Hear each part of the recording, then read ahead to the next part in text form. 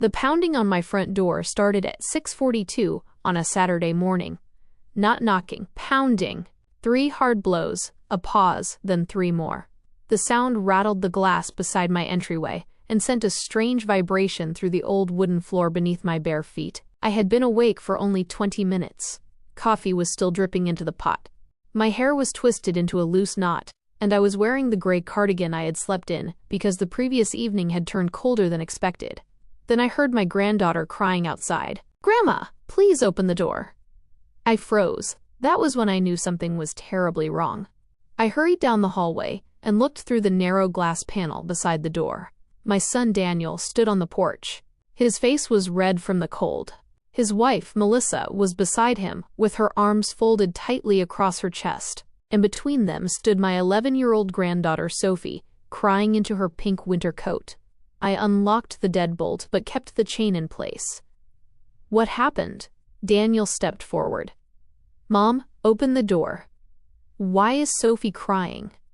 "She needs to come inside." "Then tell me what happened." Daniel pulled out his phone. His hands were shaking, not from the cold. From anger. He turned the screen toward me. It showed a photograph of me standing beside a woman named Patricia Green, the director of the Hope Harbor Family Center. Above the photograph was a headline from our local newspaper. "Local widow donates $30,000 to family center in memory of her late husband." Daniel's jaw tightened. "You gave them $30,000. I stared at the screen. "Yes. You gave away our house money." I blinked. "Our what?" "The money you were supposed to give us." I looked at my son through the narrow opening. Then at Melissa. Then at Sophie, whose eyes were swollen from crying. And I asked the one question that would change my entire understanding of what my son believed about me. "What money was I supposed to give you?" Daniel went completely silent. And in that silence, I understood that this was not really about $30,000. It was about something much bigger. It was about the moment a mother realizes that the love she has spent years giving freely has quietly been transformed into an entitlement. My name is Margaret Lawson. Most people call me Maggie. I was 63 that winter. I had been widowed for 4 years. My husband Robert had died unexpectedly after a short illness, leaving behind a house filled with 40 years of memories, and a wife who had spent so long taking care of everyone else that she had forgotten how to live for herself. I had worked for 32 years as a high school counselor. I retired at 60 and told myself that retirement would finally be the time when I learned how to slow down. I was wrong. For the first 2 years, I continued doing what I had always done. I solved problems. I babysat. I cooked. I paid bills when somebody was short. I bought school supplies. I remembered birthdays. I drove people to appointments. I answered phone calls at inconvenient hours. And I never considered any of it unusual. That was simply what mothers did. At least, that was what I had believed. My son Daniel was 38. He worked as a sales manager for a medical equipment company. Melissa, his wife, worked remotely for an insurance company. They had 2 children. Sophie was 11. Evan was 8. They lived about 20 minutes from me in a 3-bedroom house they had purchased when Sophie was a baby. For years, Daniel had talked about wanting a larger house. The neighborhood had become expensive. The children were getting older. He wanted a 4th bedroom, a larger backyard, a finished basement, a better school district. I had listened. I had nodded. Sometimes I had even offered advice, but I had never promised him money. That distinction would become very important. 3 days before the incident at my front door, I had been standing in the middle of a crowded grocery store. It was December 19th. Christmas was 6 days away. My cart was overflowing. I had potatoes, green beans, fresh bread, 2 pies, butter, cream, stuffing, cranberry sauce, chocolate cookies, the cinnamon cereal Evan loved, and the little peppermint chocolates Sophie always searched for after dinner. I was deciding whether to buy a turkey when my phone rang. "Daniel." I smiled. I answered. "Hi, honey." There was no greeting. "Mom, what are you doing for Christmas?" "Shopping." I mean Christmas Day. I was planning to come to your house. A pause. About that. I stopped beside the frozen food section. What? We're doing Christmas at Melissa's parents' house. Oh. I waited. That's fine. It'll just be easier. For whom? Another pause. For everyone. I looked at the cart. What time should I come by to see the kids? You probably shouldn't. My fingers tightened around the phone.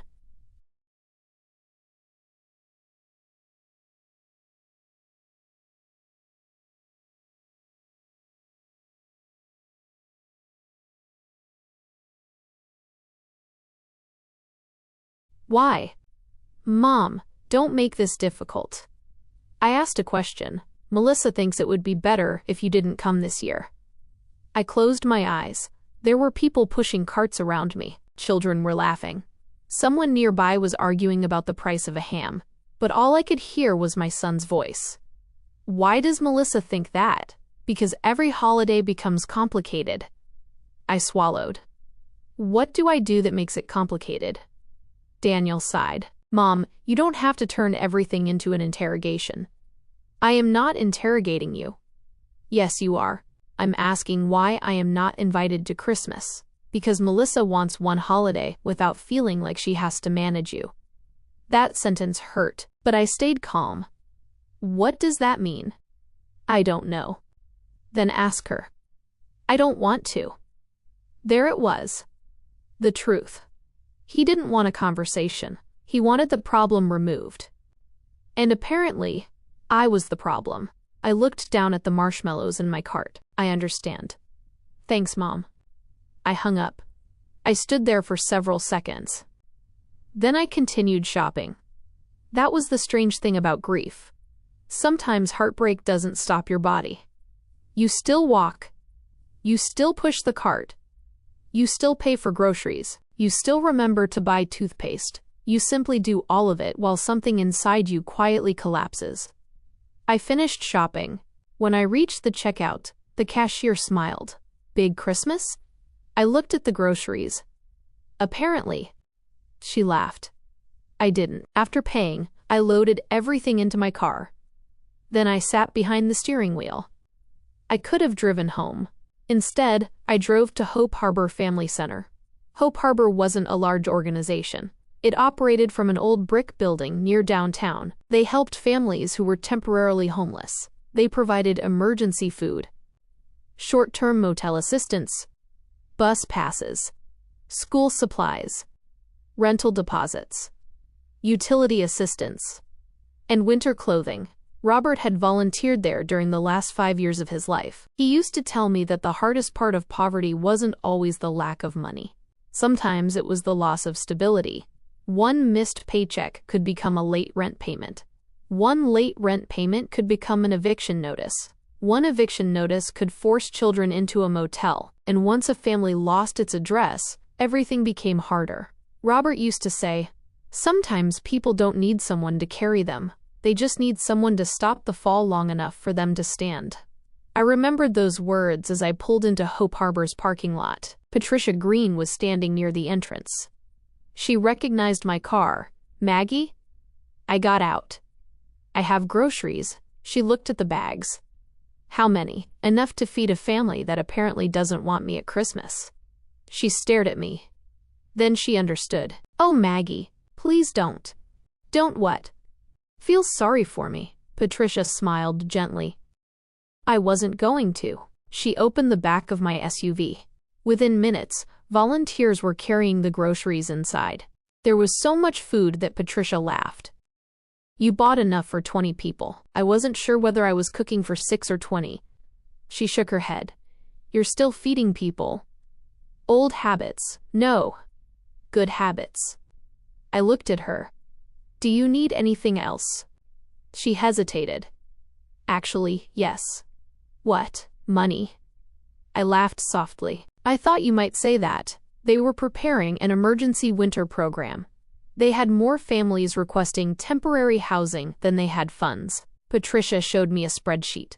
There were families waiting for security deposits, people needing hotel rooms, parents who had lost work, children who needed winter coats. One mother was sleeping in her car with 2 children. I stared at the numbers. Then I thought about the money in my savings account. $30,000. It had come from the sale of the small lake cabin Robert and I had owned. We had bought it when Daniel was 12. It was nothing luxurious. 2 bedrooms, a tiny kitchen, a wooden dock, a view of the water. After Robert died, I couldn't bear going there alone. So I sold it. The sale gave me $46,000 after expenses. I put the money into a separate savings account. I used none of it. My pension covered my living expenses. My retirement accounts were healthy. The money from the cabin had become something I called my Robert account. I didn't have a specific purpose for it. I simply couldn't decide what the right thing to do with it was, until that morning. How much would make a difference? I asked Patricia. She thought I was joking. Maggie. How much? 10,000 would help. I shook my head. 30. Her mouth opened. $30,000? Yes, Maggie, that's a lot. I know. You don't have to. I want to. She studied me. Are you sure? I nodded. I want it used for emergency housing and rental deposits. Patricia's eyes became wet. Why? I looked toward the photograph of Robert hanging on the wall, because he believed people deserved a chance to stand up again. Patricia came around the desk. She hugged me. I allowed her. The donation was processed that afternoon. Patricia asked if she could announce it publicly because she believed other donors might match the amount. I agreed. A volunteer took a photograph of us outside the building. I went home. I made myself soup. I watched television. I went to bed early. I thought the difficult part was over. I was wrong. At 6:42 the next morning, Daniel arrived at my door, and now he was standing inside my living room. You knew we were buying a house, he said. I knew you were looking. You knew we needed a down payment. I knew you wanted a larger house. That is the same thing. No, Daniel. It isn't. He walked toward the Christmas tree. You told me how much you got from the cabin. Yes. 46,000, approximately. You said you weren't using it. I wasn't. So why wouldn't you help us? I stared at him. Because you never asked. He laughed bitterly. You were going to give it to us. No. Dad would have. I felt my chest tighten. Don't do that. Do what? Don't put words in your father's mouth, because he isn't here to correct you. Daniel looked away. Robert had been generous. But he had never been careless. He helped people. He didn't enable them. Daniel knew that. Or at least he used to. How much was the house? I asked. 480,000. How much did the bank approve? 450. So you needed 30,000. Yes. And you assumed I would provide it. Yes. The honesty surprised me. How long have you been assuming that? Daniel rubbed his face. Since October. I stared at him. October? We saw the house in October, and you decided my money would be part of your purchase? We talked about it. Who talked about it? Me and Melissa. So neither of you talked to me. He said nothing. I sat down. Did you make an offer? Yes. Did you sign a contract? Yes. Did you include a financing contingency? His eyes dropped. No. I closed my eyes. That was the first truly serious problem. You waived the financing contingency? Our realtor said the seller wouldn't accept the offer otherwise. And you still made the offer? Yes. Why? Because we thought we'd have the money. You thought? Yes. You thought I would give you $30,000. Yes. Without asking me. He didn't answer. I looked toward the kitchen. Melissa was standing there. She had been silent for several minutes. You knew? I asked her. She crossed her arms. We knew you had the money. That wasn't my question. She looked at Daniel. Then back at me. I thought your husband wanted to help us. Robert wanted many things. He told us he wanted the children to have a better home. That doesn't mean he transferred ownership of my savings to you." Melissa's expression hardened. "You always make everything sound like a legal contract. Because money is a legal matter." Daniel interrupted. "Can we stop?" "No," I said. "Mom, no. I have spent years stopping conversations before they became uncomfortable. That's how we got here." He looked at me. I continued. "Why did you tell me the children didn't want me at Christmas?" Daniel's face changed. Melissa looked at him. "What? You told me Sophie and Evan would be happier if I didn't come." Melissa turned toward him. "I never said that." Daniel's mouth opened. I was trying to explain. "You told Grandma that?" Sophie asked. I hadn't realized she was standing in the hallway. She was holding her coat. Her eyes were red. "Daddy told me Grandma didn't want to come," she said. My heart broke. I walked toward her. "Sophie." She ran into my arms. "Grandma, I wanted you there." I held her tightly. "I know." "Did I do something?" "No." "Is Mom mad at you?" I looked over Sophie's head at Daniel. "No," I said softly. The adults had a disagreement. Sophie pulled away. "But Daddy said." "Your father made a mistake."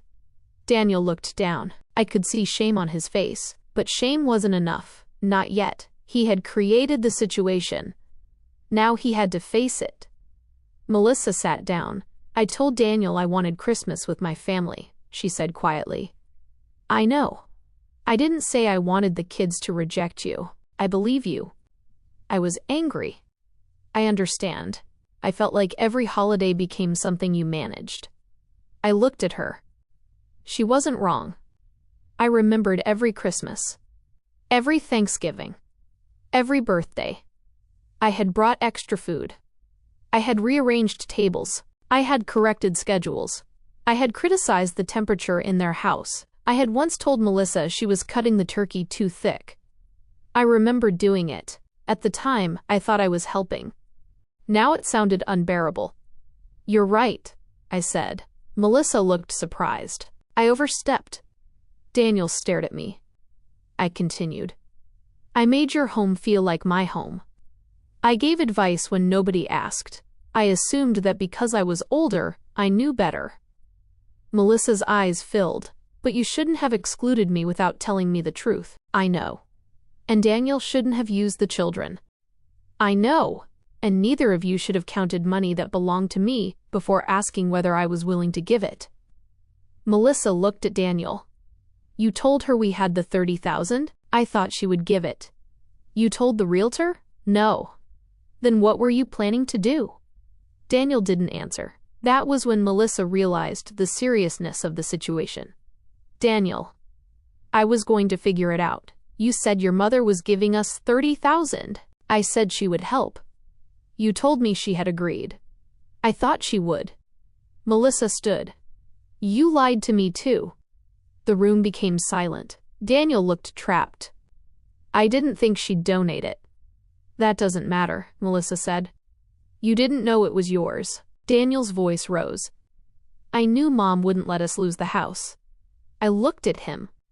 And suddenly, I understood. That was the real belief underneath everything. Daniel didn't think I would say no. He didn't think I could. For 38 years, I had trained him to believe that every crisis had a door called Mom. A car broke down? Mom. A medical bill appeared? Mom. Childcare was expensive? Mom. A holiday became uncomfortable? Mom would adjust. A house required money? Mom would provide it. I had called it love. But somewhere along the way, love had become a safety net he no longer noticed. He only noticed it when it disappeared. "What happens now?" I asked. Daniel looked at me. "The lender needs the money by Tuesday. And if you don't have it, we lose the house. And your deposit? Part of it." "How much?" 8,000. I felt the old instinct immediately. I could write the check. I could save them. I could prevent the argument. I could repair Christmas. I could make my son love me again. Then I remembered the photograph of Robert at Hope Harbor. I remembered the mother sleeping in a car. I remembered Patricia saying 30,000 could help dozens of people. I looked at Daniel. I won't give you the money. He looked shocked. Mom. I won't.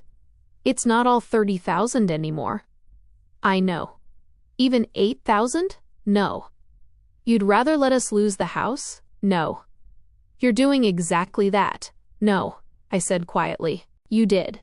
He stared at me. You made the offer. He looked away. You waived the protection. His face tightened. You assumed money was yours. Silence. And now you're asking me to protect you from a decision you made. Daniel stood. Fine. He walked toward the door, then stopped. Dad would be disappointed in you. I felt the words hit me, but this time, they didn't control me. Your father would be disappointed that you used his name to manipulate me. Daniel opened the door. The cold air rushed inside. He left. Melissa stayed. She looked exhausted. I am sorry, she said. I know. I should have spoken to you myself. Yes. I wanted space. You were allowed to want space. She nodded. I didn't know how to ask for it. That doesn't make cruelty acceptable. I know. She picked up her coat. At the door, she turned. Can I bring the children Sunday? Yes. She hesitated. Without Daniel? I thought about it. Yes, that Sunday, Sophie and Evan came to my house. We baked cookies. We watched an old Christmas movie. Sophie helped me decorate the tree. Evan built a wooden airplane Robert had given him. Neither child asked about the house. Neither child asked about money. They simply wanted their grandmother. And for the first time, I understood that perhaps I had been measuring love incorrectly. Love was not how many bills you paid. It wasn't how many meals you cooked. It wasn't how many problems you solved. Sometimes love was simply sitting on the floor with an 8-year-old while he struggled to fit 2 wooden pieces together. Christmas came. I didn't host. I didn't cook. I didn't organize. I went to Hope Harbor. Patricia handed me an apron. Potatoes, she said. I laughed. Of course. There were more than 100 people that day. Families. Children. Single parents. Elderly people. People who had lost homes. People who had lost jobs. People who were trying desperately not to lose hope. The $30,000 had already helped. It had paid emergency motel stays. Security deposits. Utility shut-off notices. Bus passes. Winter coats. One family had moved into an apartment 2 days before Christmas. A father who had been sleeping in his car had found a job. A mother with 2 children had received the deposit necessary to move into temporary housing. The money hadn't disappeared. It had become stability. It had become keys. It had become heat. It had become beds. It had become another chance. Near the end of the evening, a woman approached me. She was perhaps 40. She had a little girl holding her hand. Are you Margaret? Yes. She looked embarrassed. I don't know how to say thank you. You don't have to. My daughter and I were going to sleep in our car. I looked at the little girl. She was wearing a red sweater. Are you safe now? The woman nodded. We have an apartment. I smiled. Then that's enough. She hugged me. I hugged her back. That night, I drove home alone. For the first time, I didn't feel lonely. I felt peaceful. The house purchase collapsed 2 days later. Daniel lost the $8,000 deposit. He blamed me for several weeks. He told relatives that I had chosen strangers over family. One cousin called me.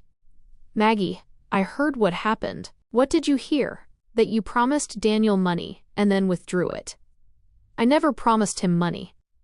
There was silence. Are you sure? Yes. That was all I said. I stopped defending myself, not because I didn't care, because I had learned that people who wanted to misunderstand me would always find a reason. January passed. Daniel didn't call. February passed. He sent me one text. I hope you're happy. I didn't answer. A week later. The kids miss you. I replied. They are welcome anytime. He didn't respond. In March, Melissa called. I want to apologize. For what? For letting resentment turn into cruelty. I listened. She told me she had been overwhelmed. She felt like she was failing as a wife and mother. Every time I helped, she felt grateful and ashamed at the same time. I thought if you weren't around, I could finally prove I could do everything myself. You don't have to prove that to me. I know that now. She began crying. I handled it badly. Yes. I am sorry. So am I. She sounded surprised. For what? For making your home feel like it needed my supervision. There was a long pause. I didn't expect you to say that. I have had time to think. We agreed to meet, not at my house, not at hers, at a quiet coffee shop halfway between us. Melissa arrived first. She ordered tea. I ordered coffee. For several minutes we discussed nothing important. Then she said, I wanted Christmas without you. I know. I still think I needed that. I understand. But I didn't need to hurt you. No. I thought boundaries meant pushing someone away. They don't. What do they mean? Boundaries tell people how to be in your life. They don't necessarily remove them from it. She looked at me. I wish I had known that. So do I. We talked for nearly 2 hours. It was the first honest conversation we had ever had. I told her I would stop appearing without notice. I would stop correcting things in her kitchen. I would stop assuming I was automatically included. She agreed that if she needed space, she would say so directly. And most importantly, we agreed on one rule. The children never carry adult messages, I said. Never, she agreed. Daniel eventually returned to the conversation. He and Melissa postponed the house search. They built an emergency fund. They paid off credit cards. They stopped counting bonuses before receiving them.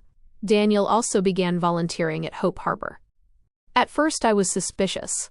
I didn't want him volunteering because he felt guilty. I didn't want him doing it because he thought it would make me forgive him. I wanted him to understand why the money had mattered. Patricia told me he came every Saturday.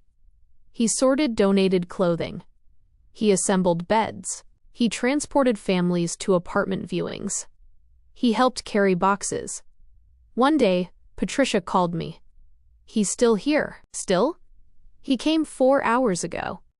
What is he doing? Painting a hallway. I laughed.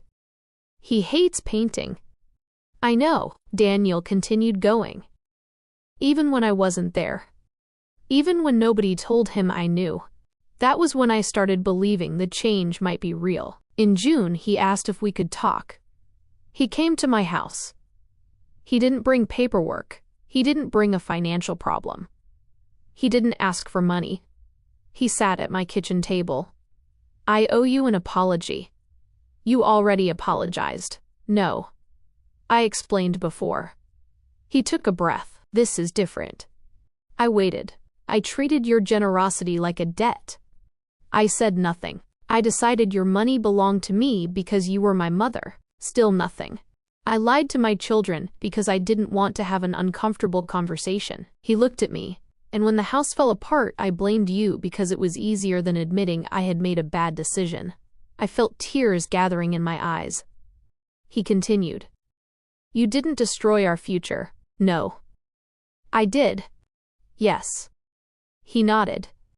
I don't expect you to fix it. That sentence meant more than the apology, because for the first time, my son was sitting in front of me without asking me to solve the ending. I forgive you, I said. His eyes filled. But forgiveness isn't the same as trust. I know. Trust will take time. I know. And if you ever need money, you ask. You don't assume. I understand. And if I say no, I accept it. I studied him. That will be the hardest part. He smiled sadly, probably. We hugged. It wasn't a movie moment. There was no dramatic music, no perfect ending. Just a mother and her adult son standing in a kitchen, both understanding that something old had broken and something healthier had finally begun. By September, Daniel and Melissa had saved enough for a smaller house. This time, They asked me for nothing. They found a modest 4-bedroom home. It wasn't the biggest house in the neighborhood.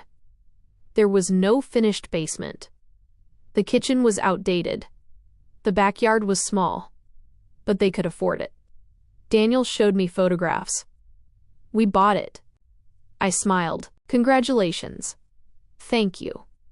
He hesitated. Do you want to see it? Yes. When I visited, Melissa walked me through the kitchen. This is where I want the table. It's beautiful. Don't rearrange it. We both laughed. That was our first real joke. Christmas came again. This time, Daniel called me before December. Mom. Yes? Turkey or ham? I smiled. Why? Because I remember what happened last time. I laughed. Ham. Okay. And I'm bringing pie. How many? 1. Just 1? 1. He laughed. I'm proud of you. Don't push it. On Christmas Eve, we went to Hope Harbor. Daniel served meals. Melissa organized children's gifts. Sophie helped distribute books. Evan carried boxes. I watched them from across the room. For a moment, I saw Robert, not literally, but in the way Daniel carried himself, in the way he helped an elderly man find a seat, in the way he knelt beside a frightened child. Maybe Robert had been right. People didn't always need someone to carry them. Sometimes they needed someone to give them enough ground to stand. That evening, we went to Melissa's parents' house. Her mother cooked. I brought 1 pie. I didn't rearrange the table. I didn't correct the gravy. I didn't tell anyone how to prepare the potatoes. I sat beside Sophie. She leaned her head against my shoulder. Grandma, yes? Are you happy? I looked around the room. Daniel was laughing. Melissa was talking with her mother. Evan was showing his grandfather a toy. Snow was falling outside. Yes, I said. Really? Really? Even after last Christmas? I kissed her forehead. Especially after last Christmas. She looked confused. Why? Because sometimes something has to go wrong before people learn how to do it right. She smiled. Then she asked the question I had been expecting. Are you still going to help Dad if he needs money? I looked at Daniel. He heard her. He smiled. No, I said. Sophie frowned. Why? Daniel answered before I could. Because Grandma taught me something. What? That helping someone doesn't mean doing everything for them. I looked at my son. He nodded. And sometimes, he continued, the most loving thing someone can do is let you handle your own mistake. Sophie considered this. That's confusing. I laughed. Adults are complicated. She shrugged. Kids are easier. Everyone laughed. Later that night, after everyone had gone to bed, I stood alone in the kitchen. The house was quiet. The Christmas lights reflected in the window. I thought about the $30,000. At one point, I had believed giving that money away might destroy my relationship with my son. Instead, it forced both of us to see something we had avoided for years. I had confused rescuing with loving. Daniel had confused receiving with being loved. Melissa had confused boundaries with rejection. And all 3 of us had allowed children to become messengers in an argument they never created. The money had not repaired my family. It had done something more important. It had revealed what needed repairing. I still helped my children. I still bought gifts. I still babysat. I still made Christmas pie. But I no longer confused being needed with being loved. That distinction changed everything. A few months later, Daniel called me. Mom? Yes? I have a question. What is it? Can I borrow your ladder? I laughed. Of course. He paused. Thank you. Then he added, and just so you know, I'm asking because I need a ladder. I smiled. Not because you think I own the hardware store? Exactly. Come get it. He laughed. And when I hung up, I realized something. The relationship we had before had been built on a mother who rescued and a son who expected rescue. The relationship we were building now was different. It had limits. It had honesty. It had uncomfortable conversations. It had apologies without excuses. It had boundaries, and most importantly, it had love that no longer required a checkbook. I never regretted giving the $30,000 to Hope Harbor, not because the money mattered more than my family, but because it helped me understand what love actually meant. Love wasn't preventing someone from experiencing every consequence. Love wasn't making yourself indispensable. Love wasn't quietly paying for mistakes so nobody would be angry with you.